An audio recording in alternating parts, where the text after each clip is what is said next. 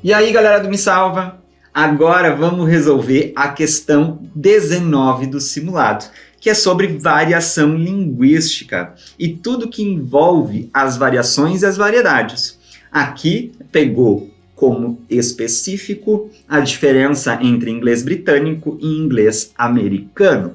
Ocorre também variação linguística na língua inglesa, não é um privilégio só da nossa língua portuguesa, tá? Olha o enunciado da questão. Tendo por base as informações fornecidas acima a respeito da língua inglesa, entende-se que alterações fonéticas e ortográficas, marca isso, meu querido, minha querida, alterações fonéticas e ortográficas, ou seja, alterações na pronúncia de palavras e na escrita, em um idioma podem ser causadas pela. Olha só, aqui então ele vê hipóteses de causa de variação linguística, ok? Vamos ver aqui, gente. Ele está falando de diferença entre inglês britânico, ou seja, inglês lá da Inglaterra, e o inglês americano dos Estados Unidos, tá? Ele fala aqui, gente, como exemplo, o que aconteceu entre Brasil e Portugal. Tá?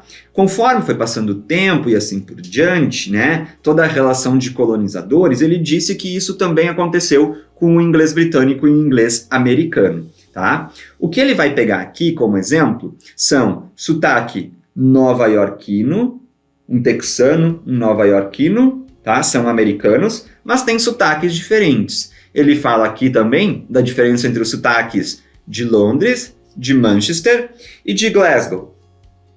Galera, ele vai continuando dando explicação de como eles pronunciam as coisas e tudo mais, né? E assim por diante. Vamos observar aqui nas nossas alternativas o que pode ser causa dessa diferença entre inglês britânico e inglês americano. Pega isso como base.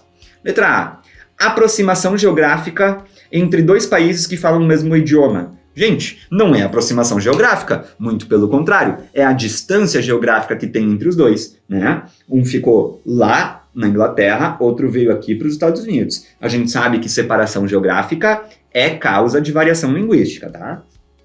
Tchau.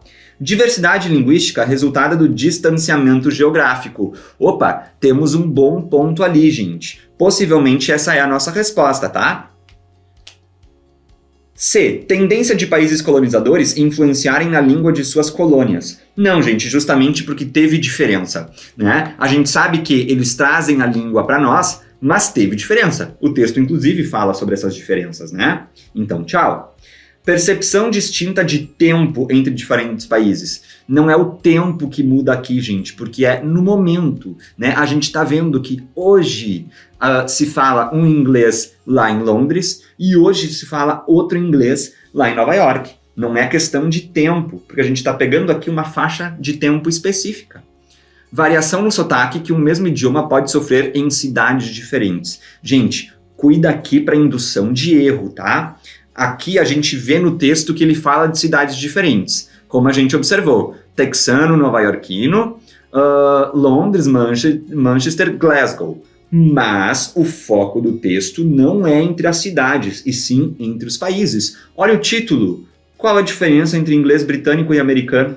Então o foco não está aqui nas cidades. Ele só botou aqui para embasar as diferenças, mas o foco não é esse, tá? Então aqui, gente, a nossa resposta correta é a letra B. Diversidade linguística, resultado do distanciamento geográfico. Esse é um fator determinante, gente, para a variação linguística. Tanto que a gente vê que o português é muito diferente entre Portugal, entre Brasil e entre os outros países ali africanos que também falam a língua portuguesa. Fechou?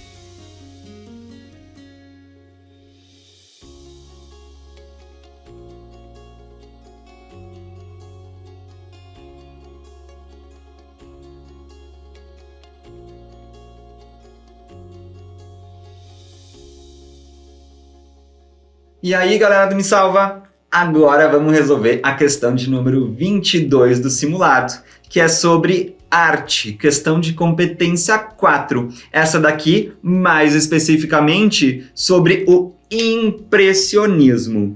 Olha só. Aqui, o enunciado vai trazer algumas informações sobre esse próprio período, né? Ele trouxe aqui que essa pintura, Impressão, Nascer do Sol, é a pintura que inaugura o movimento impressionista lá na França. Olha aqui a pintura para vocês, bastante conhecida, costuma aparecer em diversos materiais. E aí ele vai comentar o seguinte: nessa pintura inauguradora do movimento impressionista na França, pode-se perceber, artisticamente falando, na paisagem a...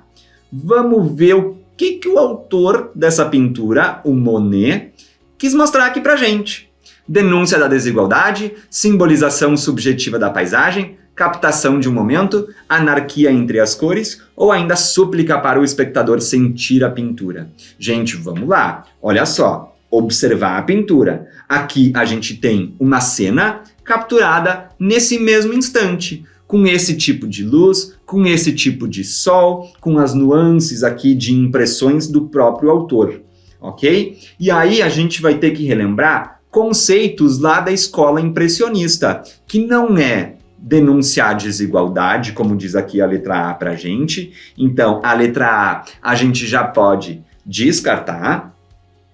Não é uma simbolização subjetiva da paisagem, porque ele mostra o que ele estava vendo. É sim a captação de um momento, principalmente a captação daquele momento de luz, aquela iluminação natural que estava acontecendo ali. Isso é uma relação muito cara ao impressionismo. Captar aquele momento com aquela luz, com aquela impressão. Anarquia entre as cores, não. Súplica para o espectador sentir a pintura, também não. O autor aqui não está suplicando por nada, ok? Então aqui a gente tem que lembrar lá das nossas características do impressionismo, movimento inaugurado ali pelo Claude Monet, lá na França, e que depois do impressionismo a gente vai ter as vanguardas europeias. Foi o primeiro movimento que rompeu com a questão do naturalismo nas artes plásticas. Beleza?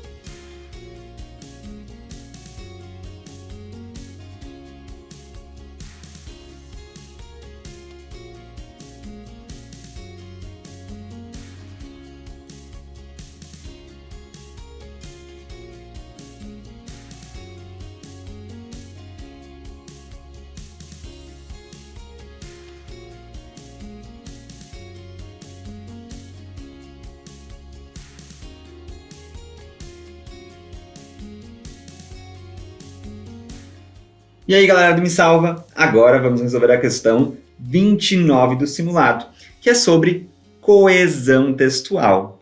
Olha o que o enunciado diz pra gente. Para isso, a autora coloca em prática recursos de coesão, dentre os quais predomina. Então, a gente vai ter que achar os recursos de coesão aqui e a gente tem que ver aquele que predomina, ou seja, o que ela mais utiliza aqui nesse texto. Olha só, aqui como o texto é curtinho, a gente vai ler inteiro justamente para vocês enxergarem isso. Disruptores endócrinos são definidos como qualquer substância não natural que interfere na ação dos hormônios.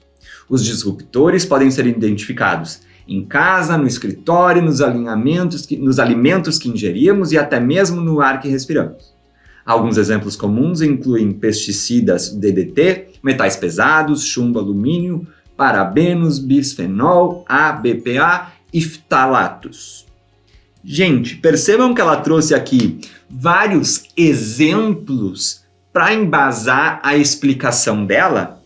Ela trouxe diversos elementos aqui para embasar essa explicação. Então vamos ver o que ela traz aqui nas nossas alternativas dessa questão.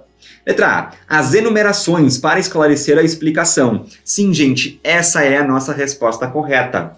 Todos esses vários exemplos que a gente comentou e que a gente leu aqui no texto são enumerações, são sequências que têm o mesmo valor sintático, então configura como enumeração, para embasar essa explicação. Olha aqui, ó, os disruptores podem ser identificados em casa, no escritório, nos alimentos que ingerimos e até mesmo no ar que respiramos. Alguns exemplos comuns incluem pesticidas, DDT, metais pesados, parabenos, bisfenol e ftalatos. Então ela enumerou várias coisas justamente para embasar a explicação.